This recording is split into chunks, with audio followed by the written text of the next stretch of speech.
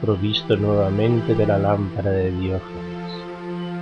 Busca maniática al hombre, aquel que fue la admiración de los dioses. Esto es una aula, un lugar reservado, es un pórtico, adéntrate con. Buscamos a aquellos que les interese el misterio, aquellos que quieran ir de lo simple y perecedero a lo eterno y divino. El tema que os planteaba es un tema que toca muy cercano a la gente. Hace referencia a una persona que se llamaba, mientras vivió con nosotros, María Luisa. Va por ti donde quieras que estés. Vaya como homenaje a ella y a todas las personas que sienten cariño por los animales. Un día vino desesperada, diciendo: he perdido la perrita, porque se le había escapado de casa y la perrita al escaparse de casa la había atropellado un coche. Entonces venía con el desconsuelo, el animal que le hacía compañía, que había visto pues morir. El ser humano tiene también la creencia y el engreimiento del egocentrismo, creer que solo es lo único importante que hay en la Tierra, cuando no, hay más reinos en la Tierra, tanto más importantes que el ser humano. En este caso me estoy refiriendo a los animales. No tan solo son las mascotas, sino que es el reconocimiento de los animales en distintas características y en distintas facetas. Era saber de ellos el por qué existen animales, el porqué de la diversidad que la vida se manifiesta, tanto en los reinos vegetales como en los animales. En este caso es poner el énfasis en los animales. Aquí veis que hay un cuadro donde estoy acompañado por un gatito. El gatito no simplemente es alguien de compañía, sino que es alguien que complementa, es un ser. Otra vez también me encontré en una circunstancia hablando con un ser de otra realidad, y lo que dice, es que vosotros creéis que sois lo único importante que hay en la Tierra. No, nosotros también venimos para mantener un contacto directo y una custodia y un acercamiento a los demás reinos. En este caso me refiero a la posibilidad de hablar con alguien que represente el espíritu del mundo de los animales, todos los animales que están más cercanos al hombre y aquellos animales que están integrados con el entorno de la naturaleza. ¿Cuál es la función? ¿Cómo se originó la necesidad de la creación en forma animal? ¿Cuáles son su objetivo? También esto que a veces mencionamos, los animales tienen alma, tienen sentimientos, tienen entidad, es una entidad individual, es grupal, se reencarnan. ¿Cuál es su sistema de evolución? Si alguien del otro lado que viva cercano el espíritu de los animales nos puede hablar sobre ellos, su función, sus diferencias, sus cualidades, su razón de ser, para que aquellas personas que aman a los animales lo aman realmente con razón de causa. Muchas personas incluso consuelan su soledad teniendo un animal cercano a ellos. Este es el tema que os quería proponer, que guardaba ahí en bandolera. Hay aquí una dama, es una señora que tiene como una apariencia, no sé, 40, 50 años. Tiene unas vestiduras, me resulta difícil describirlas. Es como si estuviera vestida como de trozos de diferentes telas y de diferentes colores, pero la armonía es casi perfecta. Tiene el cabello muy largo y los ojos los tiene oscuros, la tez blanca. Si ella es la que va a respondernos nuestras preguntas, ¿cómo se originó la necesidad del reino animal y a qué responde en su relación con la vida y con la divinidad? Dice que el reino animal se originó incluso antes de la llegada del ser humano. Dice que responde simplemente a diferentes fases. En un principio era la propuesta de diferentes formas de vida para tener la capacidad de poblar un mundo que había comenzado a florecer, que dejó de ser un planeta árido y comenzó a tener esa posibilidad. Dice que eran simplemente multitud de semillas distintas, diferentes especies para potenciar la población de vida en el planeta, que la armonía en él era importante. Dice que había ajustes en muchas especies que no pudieron llegar a prosperar, y dice que esto formaba parte del ciclo de la vida, que a día de hoy los animales cumplen cada uno un cometido importante, que primero hablará de aquellas criaturas que aparentemente a veces nosotros percibimos como si fueran adversarias por la posesión de este planeta. Dice que habla de los pobladores grandes de la tierra, los depredadores, que esto es nuestra secuela, nuestro regalo, lo que nosotros consentimos que ocurriera y que a ellos afectó. Dice que luego están aquellos que utilizamos como alimento. Dice que cerramos los ojos y dejamos de verles como seres vivos, que esa percepción nos permite alimentarnos, depredarles, matarles, aniquilarles, utilizarles con total impunidad y sin sentir ningún tipo de congoja en el alma. Pero dice que también hacemos esto mismo con los seres de nuestra propia especie cuando se les esclaviza o aniquila porque pertenecen a un color o a un bando político contrario, que las especies suelen evolucionar en grupo, tienen un alma común, subdividida en pequeños puntitos de alma que les anima. Dice que luego hay criaturas que han conseguido dar un pequeño paso, un pequeño avance. Está hablando de los delfines, de algunas especies primates. Y dice que los animales de compañía tienen esa capacidad de ser animales de compañía por ese aumento evolutivo frente a otras especies, que ninguno de ellos son menores, al igual que nosotros no somos mayores que ellos, que no es cierto aquella expresión escrita en un papel, en un libro sagrado, que nos otorga el poder sobre todas las especies. Dice que ellos son la garantía de que en la Tierra todavía pueda seguir la vida. Dice que cuando aniquilamos una especie, es como que es una espina que tendremos que llevar, es una carga que tendremos que llevar. Y ahora se ha quedado callada, tiene el aspecto de tristeza. ¿Cómo se originaron los distintos diseños de los animales? ¿Se originó aquí en la Tierra o fueron traídos de fuera? No, dice que habla de semillas y es una expresión incompleta, que semillas sí tienen que ver con la especie vegetal, pero dice que sí, la cadena genética de diferentes especies y de muchísimas que ya nosotros ni siquiera hemos llegado a tener conocimiento de ellas, fueron traídas desde el exterior. Dice que era una siembra de vida total en el planeta. En el reino animal, ¿qué diferencia hay entre los que viven en el agua, los que viven fuera del agua y los que se desplazan por el aire? ¿Qué funciones tienen? Dice que todas las especies que viven en diferentes reinos, como son las aguas, que los que viven en las aguas son los que ayudan al mantenimiento. Está hablando, dice que ellos son los depuradores de las energías. Intenta explicarlo, ponerlo en un lenguaje sencillo, que ellos son los de las corrientes de vida, la energía, del afecto, los seres amorosos por excelencia, aunque puedan parecer por completo aislados, que los seres salados, aquellos que se mueven por los cielos, que estos son y tienen la cualidad de conectar con otros reinos, con otros mundos. Ellos, cuando elevan las alas, cuando consiguen volar, que limpian, depuran las masas oscuras que hay en los cielos. Está hablando de masas energéticas en ningún momento. Dice que una criatura que muere provocada por la mano del hombre en cualquiera de estos dos reinos, habla de las aguas de los aires. Estamos en este momento perjudicando mucho más nuestra continuidad en el planeta Tierra y estamos ahogando también el planeta, asfixiándolo con las fuerzas psíquicas que vamos soltando, con la podredumbre que vamos dejando hacia los cielos. Que la suciedad que depositamos nunca habla de cosas físicas, dice que esto es otro tema a tratar. En las aguas estamos aniquilando la propia vida al privarles a ellos del espacio en el que deben continuar creciendo. Dice que hay especies que no han sido todavía detectadas en las profundidades marinas, que son la salvaguarda. Habla en todo momento de otras cosas, no tienen que ver el alimento del ser humano, ni siquiera que su función sea para permanecer en las aguas, porque sí están hablando de una tarea que tiene que ver con la energía y con nuestra conexión con otros mundos no visibles.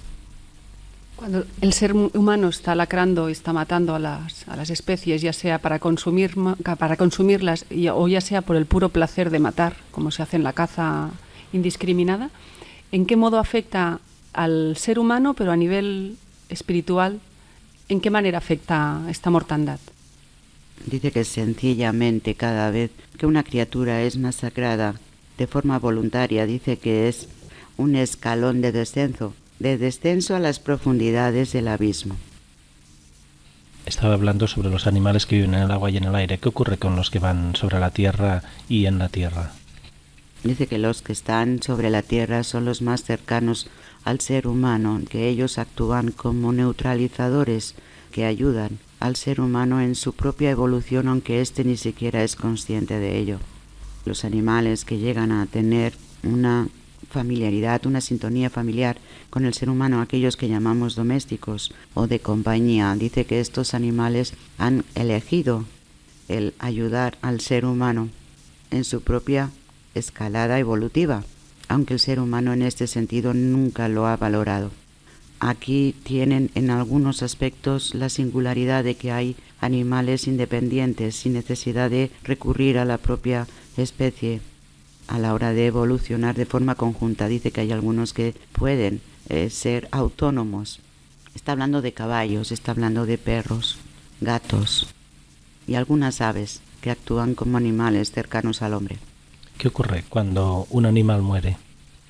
Dice que simplemente es recogido y llevado a un lugar, a un espacio donde puede ser él mismo con absoluta naturalidad. Dice que allí tienen una especie como de territorio de expansión donde pueden disfrutar el goce y la libertad de forma individual, no colectiva. ¿Cómo es el reino que está más allá del mundo físico para los animales? Dice que es un territorio similar a la Tierra en toda su extensión. Cada uno tiene allí su espacio para disfrutar sin vivir pendientes del riesgo contra su propia vida, tanto entre los propios animales como alguien mayor, como el ser humano que vaya a arrebatarles la existencia. Antes hablábamos de los delfines como animales específicos. ¿Qué cualidades tienen los delfines, tanto para ellos, para la Tierra, como para la interrelación con el ser humano? Dice que más allá de la cantidad de inteligencia que puedan llegar a poseer, que esto es de vital importancia para el ser humano, lo necesita porque busca encontrar a animales que tengan una tendencia casi igual para la comunicación, que ellos simplemente tienen la capacidad con su sonido peculiar, que es el sonido en el mundo físico similar al om que el hombre pronuncia en el universo, que este sonido aleja, espanta las fuerzas de la oscuridad, que él sabe, el delfín sabe que esta finalidad la posee. Dice que es autoconsciencia de su propia capacidad. ¿Qué es lo que amenaza la Tierra que los delfines defienden? Aquí no contesta. Es decir, si intenta alejar unas fuerzas o una energía, ¿qué energías son hostiles a la Tierra? Dice que aquellas energías o entidades que favorecieron la caída de un sistema armónico que estaba diseñado y creado para poder luego ser utilizado en otros rincones, transportado a otros mundos del universo.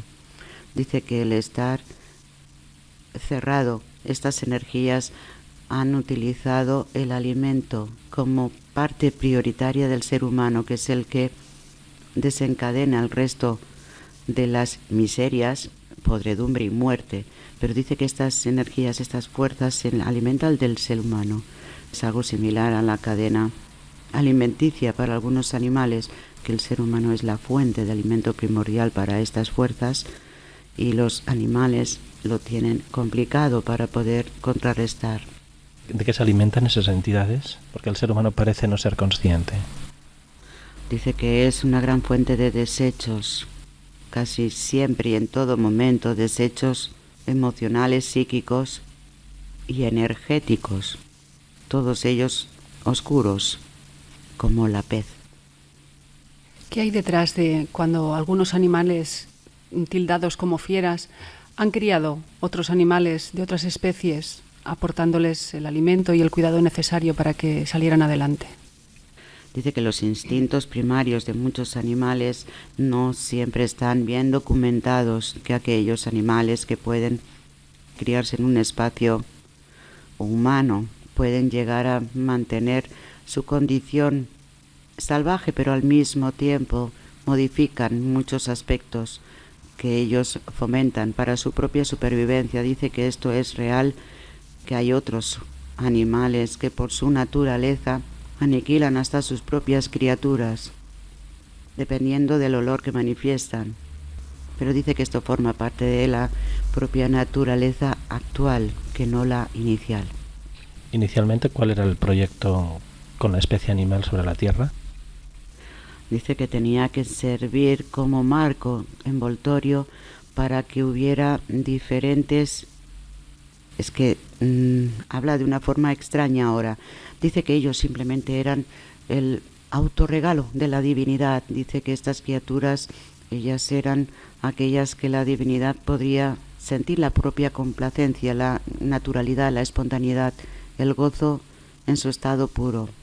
Que cuando se dio forma a una criatura como la humana con autoconsciencia, que la divinidad seguía necesitando tener criaturas similares a los niños. Es decir, los animales poseen o no poseen autoconsciencia o tienen una conciencia más retraída. ¿Cómo son? Dice que la conciencia que tienen es algo más retraída, no es visible para el ser humano, cumplen su función, lo hacen en equipo. ¿Qué cualidades tendría la serpiente en sí para ser siempre acusada del daño en el mundo? Dice que las cualidades de este ofidio simplemente es la de un animal capaz de metamorfosearse, de transformarse, que la visión que tiene el ser humano y el miedo que le ha tenido a lo largo de los siglos por sus sistemas de autodefensa, que es irreal. Dice que el mito ha sido el que ha acabado en muchas ocasiones con ella. Para muchos este animal es un animal cercano a la verdadera fuerza del conocimiento. Si tuviéramos que ir especificando una especie por otra especie, por ejemplo, ¿qué es lo que diferencia a los perros de los gatos y qué aporta uno y qué aporta el otro? Dice que los animales, los gatos, suelen ser criaturas que tienen un alto potencial de comunicación con el exterior, que ellos son algo así como los aparatos emisores y receptores de comunicación con otros mundos invisibles del exterior a la Tierra. Dice que ellos son los grandes mediums, los grandes comunicadores. Que los perros son aquellos que tienen que ayudar al ser humano a activar la fuente de amor, de cariño. Ellos inspiran el cariño, el afecto, se aseguran de que el ser humano pueda amar de forma generosa, de manera continuada. Suelen ser los guardianes de su alma. Si continuamos así, siguiendo por especie, ¿qué es lo que es, por ejemplo, los cerdos o las gallinas?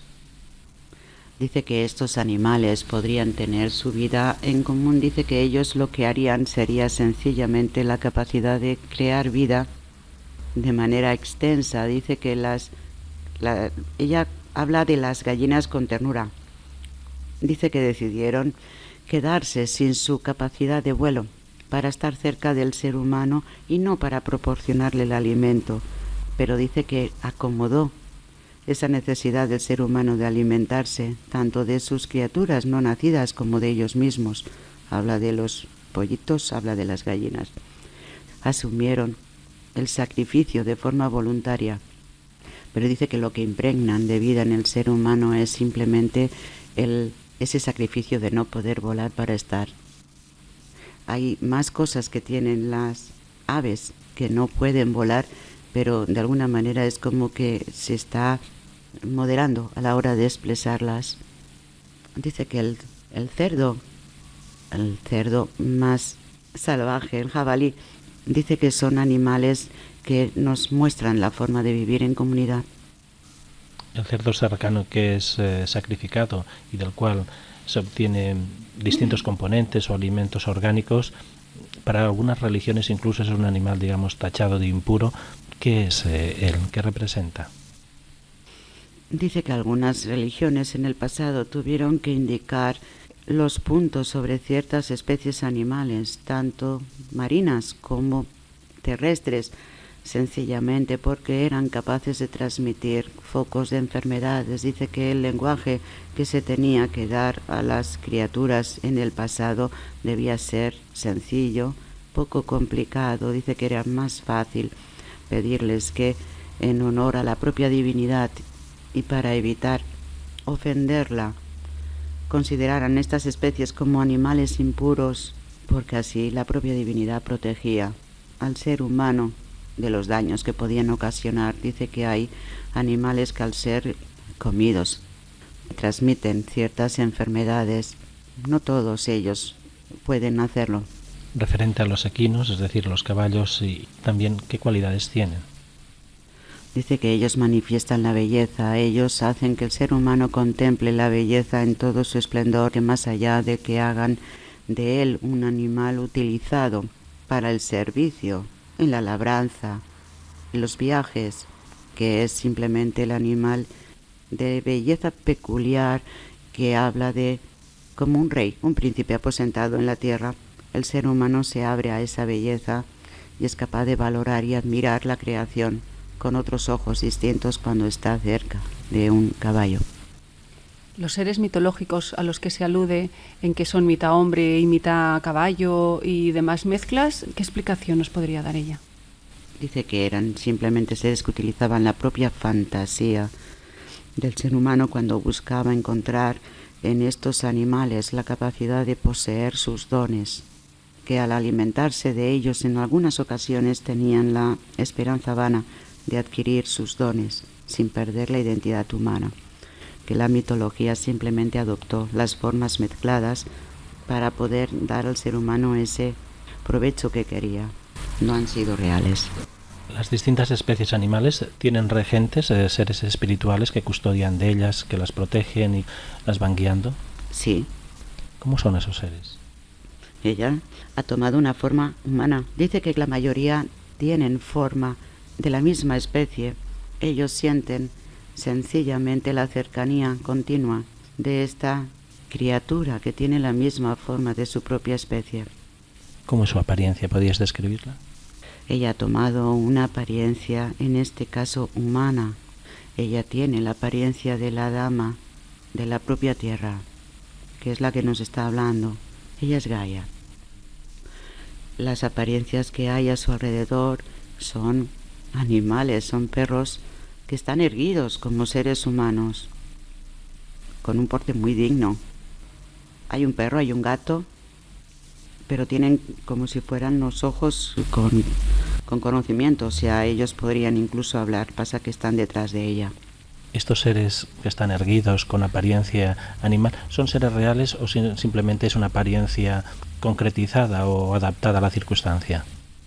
Dice que ellos no tienen esta apariencia, que si ellos se mostraran erguidos de esta forma a cada animal de su especie no serían reconocidos. Dice que ellos son simplemente una fuente poderosa de luz que usan las formas sencillamente para que aquellas criaturas que se acercan no sientan temor. Hay a veces algunas personas que hablan de seres provenientes o seres que tienen la ubicación fuera de la Tierra con apariencia o con cabeza felina o con cabeza de distintos tipos de animales. ¿Son reales o pertenecen a un mito? No, dice que son reales. ¿Qué especies, qué seres hay de fuera de la Tierra y con qué apariencia más o menos que a veces aquí se ha transmitido? Dice que con la apariencia felina ha habido series, es una especie que ya queda el recuerdo, que ahora están en una forma no física y que han visitado muchos lugares del universo, que para estos seres la Tierra fue un lugar de paso. Va a hablar pero se corta, no quiere, como si le hubieran dado algún toque de atención o algo, porque ha ido a hablar y luego se ha retraído.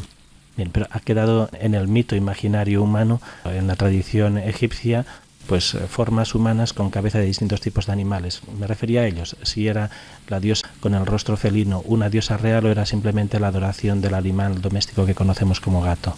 No, dice que las apariencias que ellos utilizaban, el poder que ellos percibían en estas especies, más allá de lo que nosotros ahora seríamos capaces de observar, es lo que le dio la ostentación de condición de dios o diosa.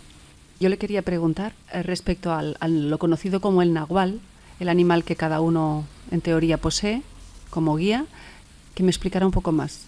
Dice que más que un animal que nos acompaña y nos sirve, que es la esencia de ese animal lo que nos ayuda a integrarnos con todas las especies en la propia tierra. Dice que el hecho de tener un compañero de viaje facilita la tarea de percibir a las demás especies como hermanas en igualdad de condición.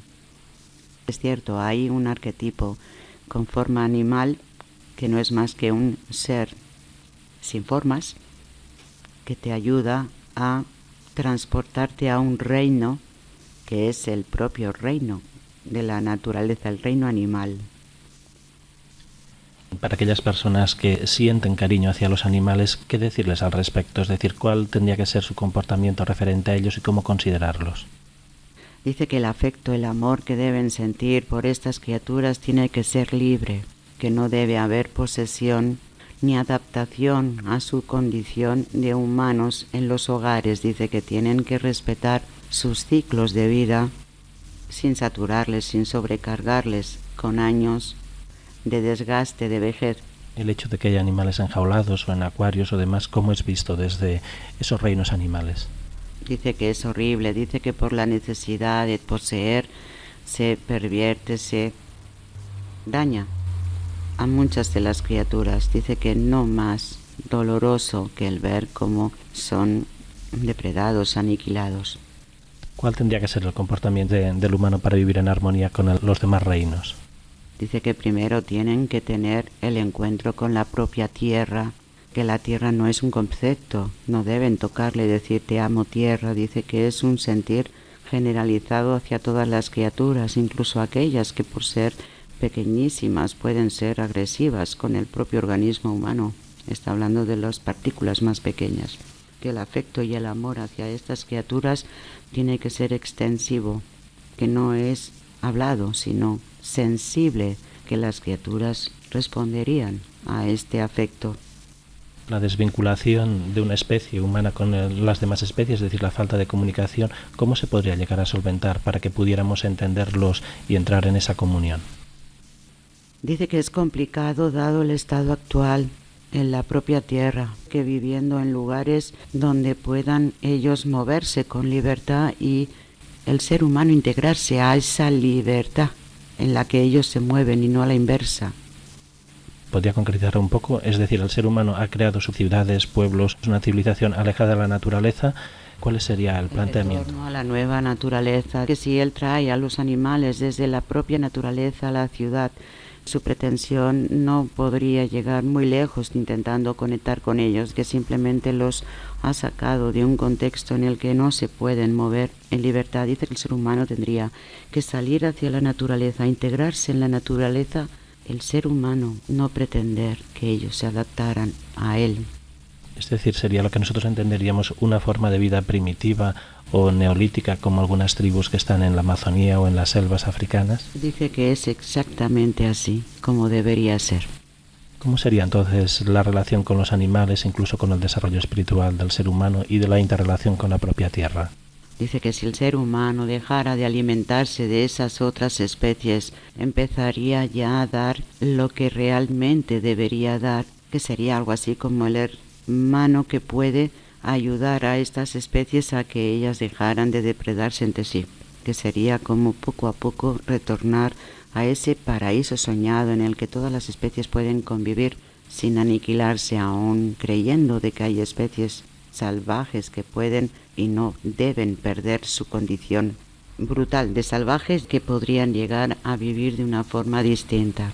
Pero dice que el primer paso sería simplemente dejarles a su aire, compartir, comunicarse con un lenguaje que no es hablado, sino sensitivo, y que eso es factible. El ser humano lo puede hacer, los animales responderían en igual medida.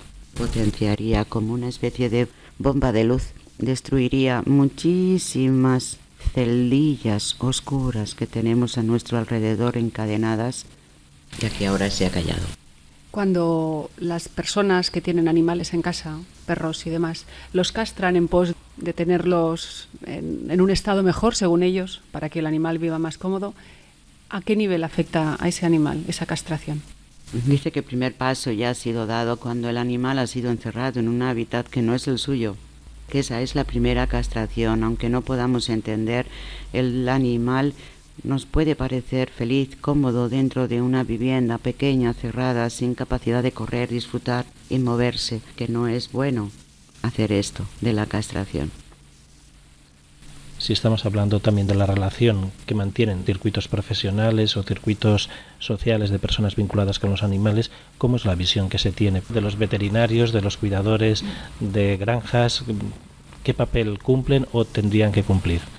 Dice que el papel que cumplen los veterinarios, en este caso muchas veces está supeditado a la voluntad de aquellos propietarios de animales. Dice que en muchos casos aniquilan criaturas sin necesidad, en otros casos les someten.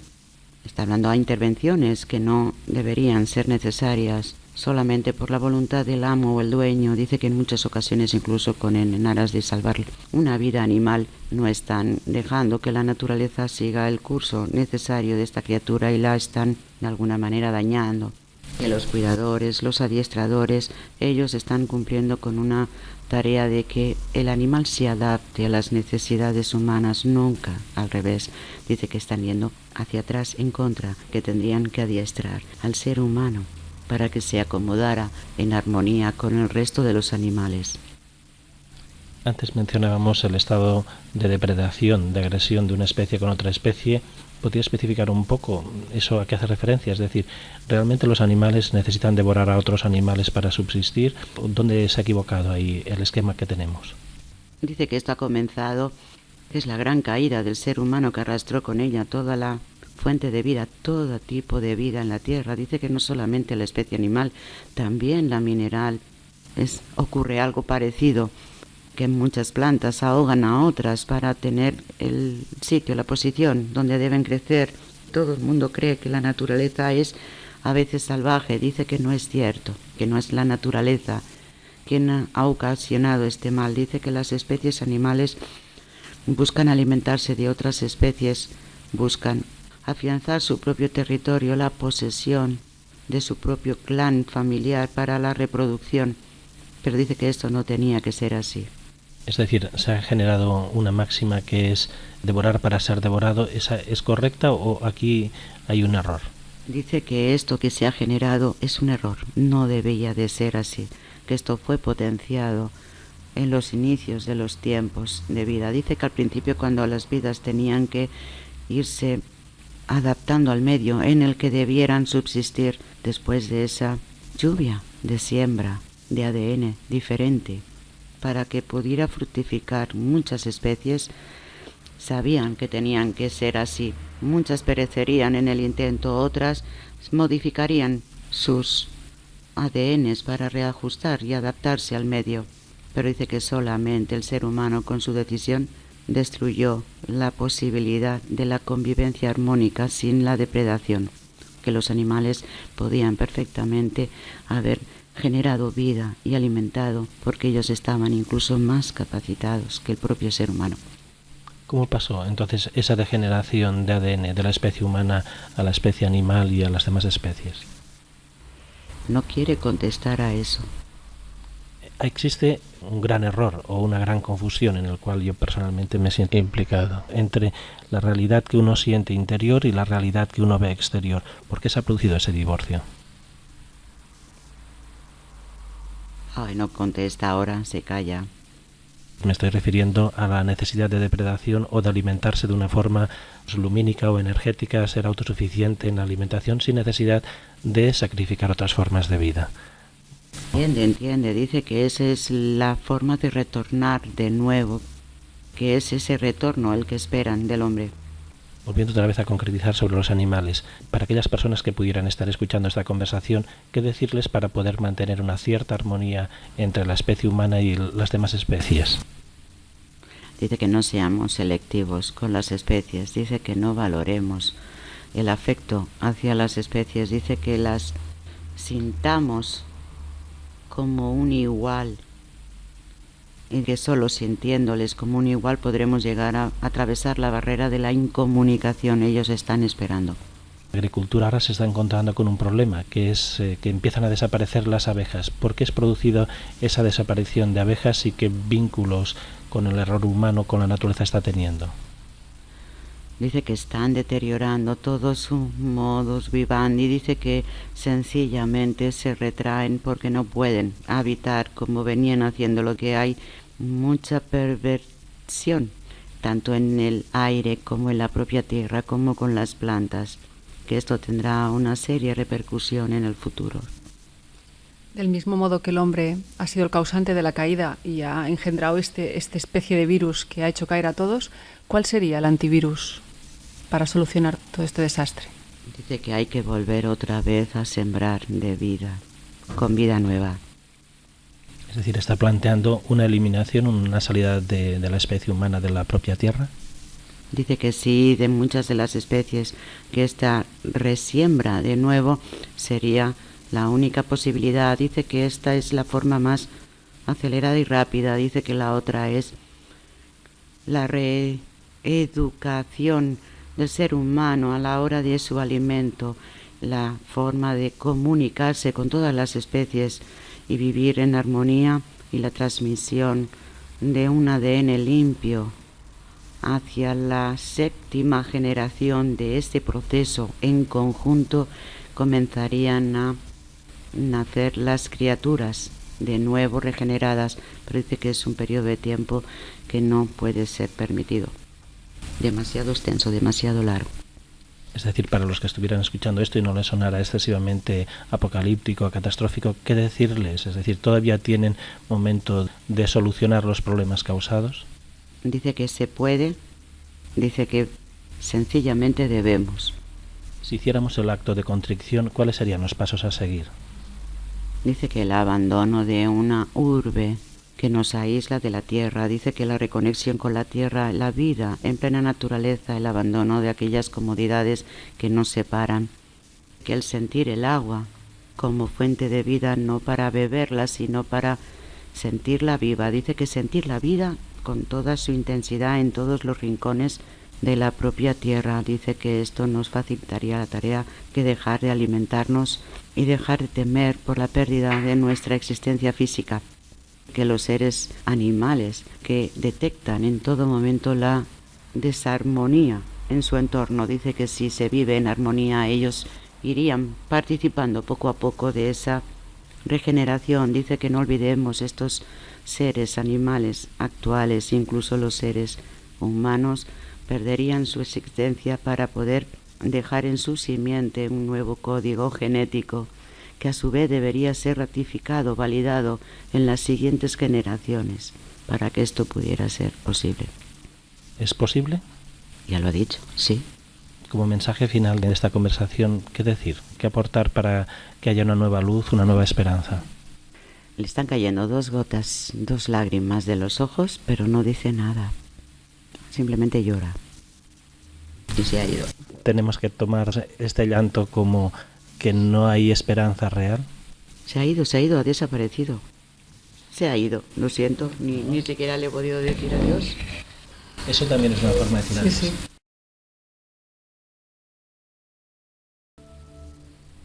Le damos las gracias.